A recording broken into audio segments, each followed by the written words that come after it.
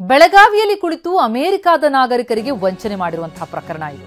ಕೋಟ್ಯಂತರ ಡಾಲರ್ ಅನ್ನ ಕಳ್ಕೊಂಡಿದ್ದಾರೆ ಅಮೆರಿಕ ಪ್ರಜೆಗಳು. ಕಾಲ್ ಸೆಂಟರ್ ಹೆಸರಿನಲ್ಲಿ ಅನುಮತಿ ಪಡೆದು ವಂಚನೆ ಮಾಡಿರುವಂತಹ ಘಟನೆ. ಡಾರ್ಕ್ ವೆಬ್ನಲ್ಲಿ ನಂಬರ್ ತೆಗೆದು ಅಮೆರಿಕದ ಪ್ರಜೆಗಳಿಗೆ ಕರೆ ಮಾಡಿದ್ದಾರೆ ಈ ವಂಚಕರು. ತಮ್ಮ ಹೆಸರಿನಲ್ಲಿ ಪಾರ್ಸಲ್ ಬಂದಿದೆ ಅಂತ ಹೇಳಿ ಕರೆ ಮಾಡಿದ್ದು. ಬುಕ್ ಮಾಡಿಲ್ಲ ಅಂತಂದ್ರೆ ಕ್ಯಾನ್ಸಲ್ ಮಾಡಿ ಅಂತ ಸಲಹೆ ಕೊಟ್ಟಿದ್ದಾರೆ.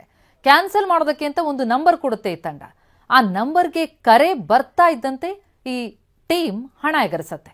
ಕರೆ ಮಾಡಿದವರ ಖಾತೆಯಿಂದ ಈ ತಂಡ ಹಣ ಎಗರಿಸ್ತಾ ಇತ್ತು. ಪಾರ್ಸಲ್ ಹೆಸರಿನಲ್ಲಿ ವಂಚಿಸ್ತಾ ಇದ್ದಂತಹ ಈ ಗ್ಯಾಂಗ್ ಈಗ ಅರೆಸ್ಟ್ ಆಗಿದೆ. ಬೆಳಗಾವಿ ನಗರ ಸೈಬರ್ ಪೊಲೀಸರು ವಂಚಕರನ್ನ ಅರೆಸ್ಟ್ ಮಾಡಿದ್ದಾರೆ. ಪಾರ್ಸಲ್ ಹೆಸರಿನಲ್ಲಿ ವಂಚಿಸ್ತಾ ಇದ್ದಂತಹ 33 ಮಂದಿ ಆರೋಪಿಗಳನ್ನ ಪೊಲೀಸರು ಬಂಧಿಸಿದ್ದಾರೆ. ದಾಳಿ ವೇಳೆ 37 ಲ್ಯಾಪ್ಟಾಪ್, 37 ಮೊಬೈಲ್ ಪತ್ತೆಯಾಗಿದೆ. ಇಲ್ಲಿದ್ದುಕೊಂಡೇ ಅಮೆರಿಕ ಪ್ರಜೆಗಳಿಗೆ ವಂಚನೆ ಮಾಡ್ತಾ ಇದ್ದಂತಹ ಗ್ಯಾಂಗ್ ಇದು. ಬೆಳಗಾವಿ ನಗರ ಸೈಬರ್ ಪೊಲೀಸರು ಈ ವಂಚಕರನ್ನ ಅರೆಸ್ಟ್ ಮಾಡಿದ್ದಾರೆ.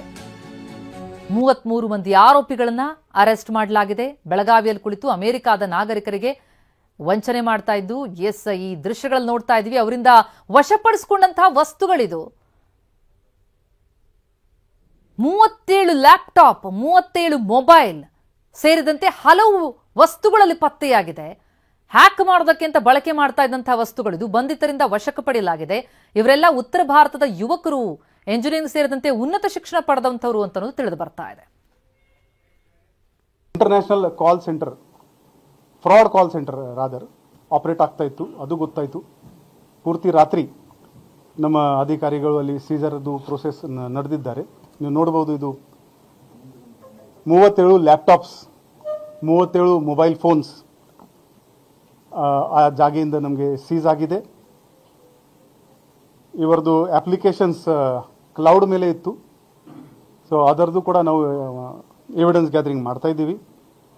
ಒಟ್ಟು 33 ಆರೋಪಿಗಳಿಗೆ ನಮ್ಮ ಅಧಿಕಾರಿ ದಸ್ತಗಿರಿ ಮಾಡಿದ್ದಾರೆ.